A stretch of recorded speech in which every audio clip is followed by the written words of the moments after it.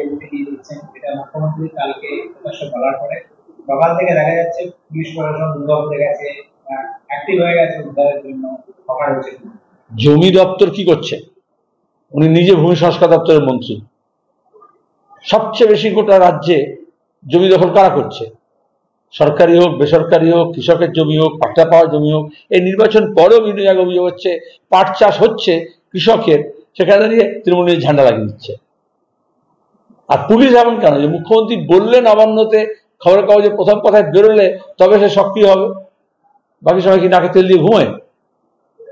তাহলে ভূমি সংস্কার দপ্তরের যে জালিয়াতি, কারণ মমতা ব্যানার্জির নেতৃত্বে জমি মালিককেও পাট্টা আর কারোর নামে করে দেওয়া হচ্ছে, কাগজ চেঞ্জ করে দেওয়া হচ্ছে, পুরসভাগুলো আখড়া হয়ে গেছে, ওয়াকফের সমস্ত সম্পত্তিগুলো এই মালদা মুর্শিদাবাদ পর্যন্ত, কলকাতা হাওড়া তো বটেই, যেখানে দখল করে নিয়েছে তৃণমূলের নেতারা বা পুরসভা, তাহলে সেগুলো কে দেখবে? মুখ্যমন্ত্রী তো বিরোধী দলের নেত্রী নন যে প্রেস কনফারেন্স ডেকে হইচই করে দেবেন। তিনি মজা হচ্ছে এই ধরনের প্রশাসনিক বৈঠক একেবারে ফুল ভিউতে সবাইকে ডেকে নিয়ে খবরের কাগজ, টেলিভিশন চ্যানেল দিয়ে এটা বিজ্ঞাপনের জন্য করেন, বিজ্ঞাপিত করেন। এগুলো তো অর্ডার দিতে পারেন, এগুলো তো ফাইলে নোট করতে পারেন, এগুলো তো বিভিন্ন ডিপার্টমেন্টকে বলতে পারেন যে এই কাজটা তুমি করো। পানি জলের সংকট কেন, রাস্তার 2 নম্বরি কেন, তোলাবাজি কেন হচ্ছে, তৃণমূলকে বলতে পারেন না। দুর্নীতি কেন হচ্ছে এটা বলতে পারেন না। জমি দখল কেন হচ্ছে সেটা জমি ডিপার্টমেন্ট বলতে পারেন না। স্বাস্থ্য দপ্তরের বেহাল কেন, স্বাস্থ্য দপ্তরের মন্ত্রী হিসেবে তিনি নিজে কাজ দিতে পারেন না। যেটা তার নিয়ম মাফিক প্রশাসনিক কাজ, সেটা তিনি ঢাক ঢোল পিটিয়ে বিজ্ঞাপন করে করছেন। আর যেটা মানুষকে জানানোর কথা, এই যে দাঙ্গা হাঙ্গামা করা ভোটের সময়, হিন্দু মুসলমান করা, যেগুলো হচ্ছে যে তোমার গিয়ে রামকৃষ্ণ মিশন, ভারত সেবাশ্রম সংঘ, তারপর হচ্ছে হিন্দুদেরকে ভাগীরথী গঙ্গা পাঠিয়ে দেওয়া, ভাসিয়ে দেওয়া হবে, আবার হচ্ছে যে তোমার গিয়ে এসব বলছে যখন তৃণমূলের নেতারা, উনি নিজেও বলছেন, তখন তো কোনো ব্যবস্থা নিচ্ছেন না। তার তো একটা ব্যবস্থা নেওয়া উচিত ছিল, কোন একটা কিচ্ছু বলেছেন। কারখানা বন্ধ হয়ে যাচ্ছে, কারখানায় রাজ্য থেকে উড়ে চলে যাচ্ছে। ইসিএল বন্ধ হয়েছে দুর্গাপুরে, ব্রিটানিয়া কারখানা বন্ধ হয়েছে কলকাতার তলায়, সেটা নিয়ে একটা কথা বলছেন, যেটা নিয়ে বলার কথা। দুর্গাপুরে তৃণমূলের মহিলা মদের আখড়ার বিরুদ্ধে আন্দোলন করছিল, তাকে তার স্বামীকে কাছ থেকে তৃণমূলের নেতারা সরিয়ে দিয়েছে, আর তারপরে তাকে বলেছে ওই পিঠে বানানোর জন্য তাকে তার ইজ্জত নিয়ে খেলতে হবে। একটা কথা বলেছেন মুখ্যমন্ত্রী? তাহলে নারী নির্যাতন নিয়ে একটা কথা বলছেন না কেন? যেটা যেসব বিষয় নিয়ে চিৎকার করে বলা উচিত যে এগুলো করবো না, গুন্ডামি, মস্তানি, তোলাবাজি, সেটা তিনি না বলে তিনি প্রশাসনিক বৈঠকের নামে, যেখানে প্রশাসনিক কাজ, সেটাকে রাজনৈতিক মঞ্চে ব্যবহার করছেন।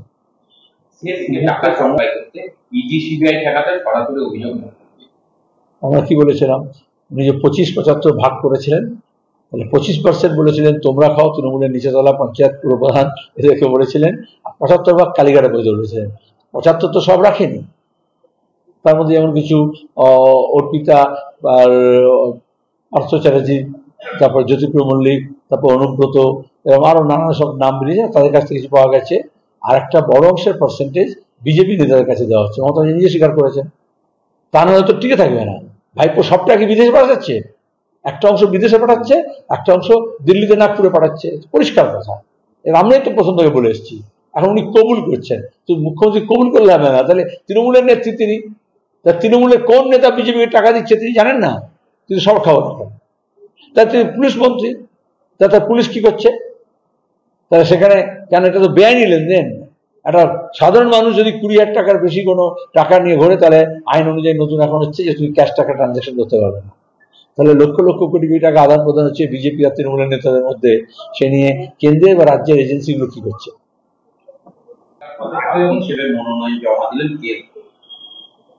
প্রথম কথাই বলা হয়েছিল যে এই ধরনের, যেখানে কোনো একটি দলের বা কোনো একটি জোটের যখন নির্দিষ্ট সংখ্যাগরিষ্ঠতা নেই, তখন যাতে ঠিক মতো সংসদটা অন্তত চলে এবং সরকার পক্ষ বিরোধী পক্ষ উভয়ের কথাবার্তা যাতে আসে, তার জন্য সবসময় উচিত একজনকে বিরোধী পক্ষ থেকে কাউকে, বা নিউট্রাল যে পক্ষ নেই এমন অংশ থেকে করা, বা তার শরিককে দিয়ে করা। সেটা চায়নি বিজেপি, কারণ বিজেপি মনে করেছে এই দল বদল করা হবে, যেটা আমাদের বিধানসভায় যেরকম হচ্ছে, আগের লোকসভায় যেরকম হয়েছে, তাহলে সেখানে স্পিকারের একটা ভূমিকা থাকে, কোনটা তাকাবেন আর কোনটা তাকাবেন না, কোন দিকে তাকাবেন কোন দিকে তাকাবেন না, জন্য নিজের হাতে সাংসদ পরিবার স্পিকার পদটা রাখতে চেয়েছে, নিজের শরীরকে বিশ্বাস করেন।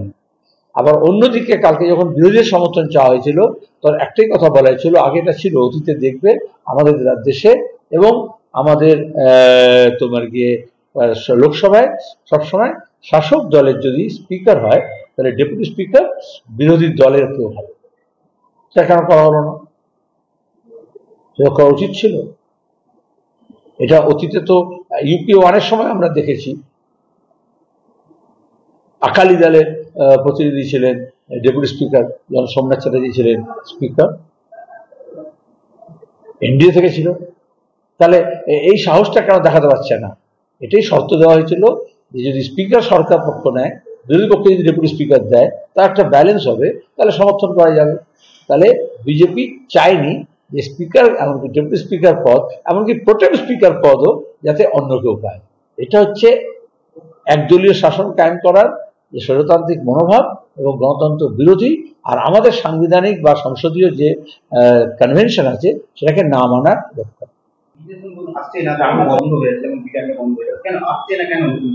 আচ্ছা, এই মুখ্যমন্ত্রী বলেছিলেন, গত বিজনেস সামিটে বলা হয়েছিল ব্রিটানিয়া কোম্পানি দেখো তোমরা তোমাদের খবরে লিখে দিয়েছিল 300 কোটি টাকা খরচ করে নতুন বিনিয়োগ করবে এবং তারা ওই কারখানাটাকে নাকি মডার্নাইজ করবে, রিনোভেট করবে। তাই সামিট করে কি হয়? শুধু মুখ্যমন্ত্রীর ছবি লাগানো হয়, কি খাওয়ান দাওয়ান হয়, খাবার টাকা পয়সা লুট হয়। আসলে যে কথাটা বলেন সেটা মিথ্যে কথা বলেন। ব্রিটেনের একটা উদাহরণ।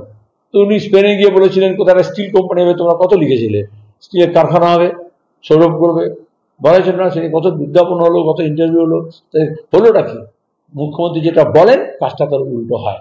কিন্তু আমাদের রাজ্যে শুধু পরিযায়ী শ্রমিক হবে, এখানে কলকারখানা না হয় তাহলে হবে না। এই কথাই আমরা বামপন্থীরা বলেছিলাম। এই রাজ্যেই শিল্প কারখানা গড়ে তুলতে হবে। পুরনো যে শিল্প কলকারখানা রয়েছে, সরকারি হোক বেসরকারি হোক, সেগুলোকে বাঁচাতে হবে। কেন্দ্রীয় সরকারও তার সমস্ত দপ্তরগুলো গুটিয়ে নিচ্ছে, অন্য জায়গায় নিয়ে যাচ্ছে, আর প্রাইভেট কোম্পানিগুলো এই তোলাবাজির জ্বালায় এবং আইনটিটিউসির জুলুমে তারা হচ্ছে কারখানা বন্ধ করছে। তখন তার মাথা ছিল না, কারা করেছিল? আমরা বলি না জাত পাত ধর্ম বর্ণ ভাষা প্রদেশ, সেটা নিয়ে আমরা এগুলো প্রশ্ন করি না। কিন্তু এই যে ওনার একটার পর একটা সর্বভারতীয় নেত্রী হবেন বলে উনি মাঝখানে বললেন আমি হিন্দি পড়তে আরম্ভ করে দিয়েছি। এখন কি হলো তার? আসলে আমাদের দেশের একদিকে যেমন ধর্মের নামে ভোট করার চেষ্টা করছে বিজেপি এবং অন্যান্য দলও কিছু। আমরা যখন ইন্ডিয়া ব্লক করে নানা ভাষা, নানা মত, নানা পরিধান সবাইকে এক জায়গায় জুড়তে চেষ্টা করছি, তৃণমূল কংগ্রেস তখন এই উগ্র জাতীয়তাবাদের কাউন্টারের জন্য আর একটা বাঙালি জাতীয়তাবাদ, নিজে যেহেতু রিজিনাল পার্টি, আর যখন তার মণিপুর, গোয়া, মেঘালয়, আসাম, ত্রিপুরা, সব উত্তরপ্রদেশ সব স্বপ্ন চুরমার হয়েছে, তখন এটা আরএসএস এর নির্দিষ্ট পথেই ইন্ডিয়া ব্লককে কাউন্টার করার জন্য এখন আবার একটা বাঙালি জাগো রাজনীতি করার চেষ্টা করছেন। এটা আমরা বাঙালি দেখেছি। তাহলে বাংলা ভাষা স্কুলগুলো কেন তুলে দিচ্ছেন?